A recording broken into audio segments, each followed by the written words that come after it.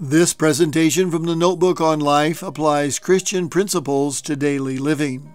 From our engineering model of life, we're going to look at one of the resources. The resources of education contain three subsets that we'll look at during the course of this three-part series: that of schooling, church, religious training, and the occupation of the family. Explore with me the learning process. If you were with us for part 1, you may remember that the learning process begins with the first cry and continues for a lifetime. In review, do you remember the 4 levels of willingness to learn? Today, we may find that you have moved from the first level of the new information to the second level. You may not yet fully understand, yet as one's ability to comprehend increases, we find learning taking place. The question then becomes, where are you on the learning curve? A good example of how people go from one level to another can be found in Exodus 3.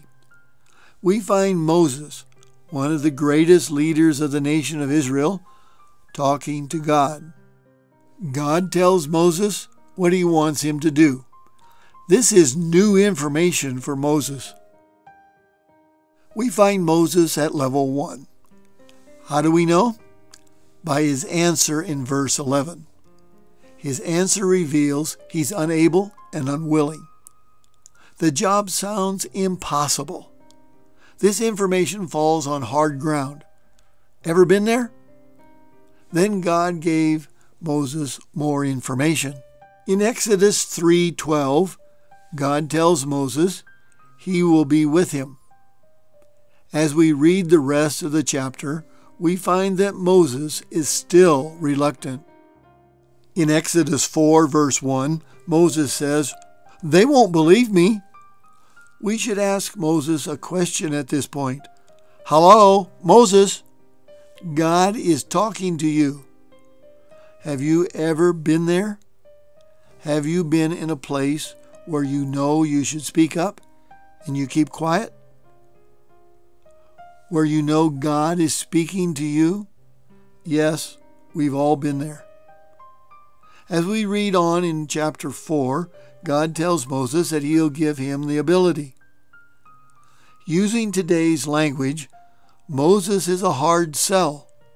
Question: is God speaking to you now? Are you a hard sell as well? What does Moses say in Exodus 4:10? But Moses pleaded, "O Lord, I'm not a good speaker." If you were God and you were getting this reply from Moses, what would you think about now? God encourages Moses in verse 11 and asks him, "Who made your mouth?" God goes on and says, quote, "I will help you," unquote. But wait, Moses is not through. Moses goes on in verse 13. But Moses said, "Lord, please send someone else." At this point, I think I would have granted Moses' request. But God was not through with Moses yet. We should be thankful that God is not through with us yet either. How often do we do what Moses did? From what we have seen so far, Moses could have been classified as the 1 in 5 who is a slow learner. God will pick those who may be overlooked by the world for a task. We only have to be willing. With the help of his brother Aaron, Moses has moved to the next level. He comprehends and is now willing, yet feels unable. The road ahead will be rocky. As we read through Exodus chapters 4 through 6, we find Moses gaining experience. The road has not been easy. In fact, in chapter 5, verse 21, the Israelite foreman swore at Moses for causing more trouble. Moses is gaining experience and now has a better understanding of what God wants him to do. Moses has gone to Pharaoh and presented his case. Things have gone from bad to worse. Although Moses and Aaron are able, they are no longer willing. We find Moses talking to God in Exodus 5:22. Then Moses went back to the Lord. Lord, he protested, how can you mistreat your own people like this? Why did you ever send me if you were going to do this to them? In the middle of the learning curve, it's not always easy. There will be thoughts as to whether what you're doing is right. I saw a sign that said, experience is what you get when you were expecting something else. Things don't always turn out the way you think they should. Third-year college students wonder if they spent all this time and money for nothing. If you quit now, you will slide down the curve all the way to the hard ground.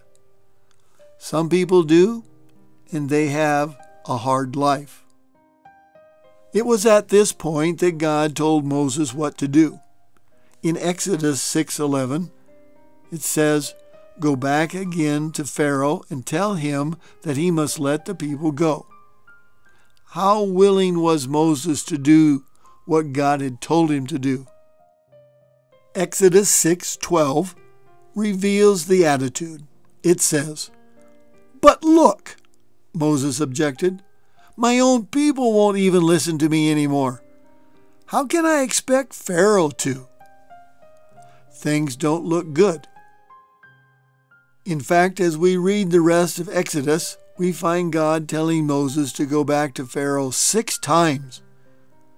God has called Moses to do a task, and he knew that Moses would have the ability to never give up. It reminds me of that famous cartoon. Never give up, never give up, never give up. In review, do you remember the 4 levels of willingness to learn? Today we may have found that you have moved from the first level of new information to the second level. You may not fully understand, yet as one ability to comprehend increases, we find learning taking place. Moses found that through the trials and difficulties, he had arrived at the level of able and willing. His learning experience had taught him to trust God. When trust is fully developed, faith is the result. Moses now leads the people of Israel out of Egypt. Moses is at the top of the curve. What happens when you're at the top of the curve? Exodus 14 tells us that Pharaoh and the Egyptian army are now in hot pursuit. The Israelites are trapped between the army and the Red Sea. Where is Moses now? He was at the top of one curve, only to find himself now at the bottom of another. What we find is that at each level of life, there appears to be a mature point, only to find that it's at the start of another curve. At what level of ability do you find yourself? Lack of knowledge, lack of desire, or lack of willingness will determine your level. We move up and down the scale depending on these factors. Are there any other examples in the Bible where you see new information in hard ground? Yes, in John 3, verse 1 through 16, where Nicodemus was talking to Jesus. Nicodemus had questions about what Jesus was teaching. Next time, we'll look at Nicodemus and examine his level of learning.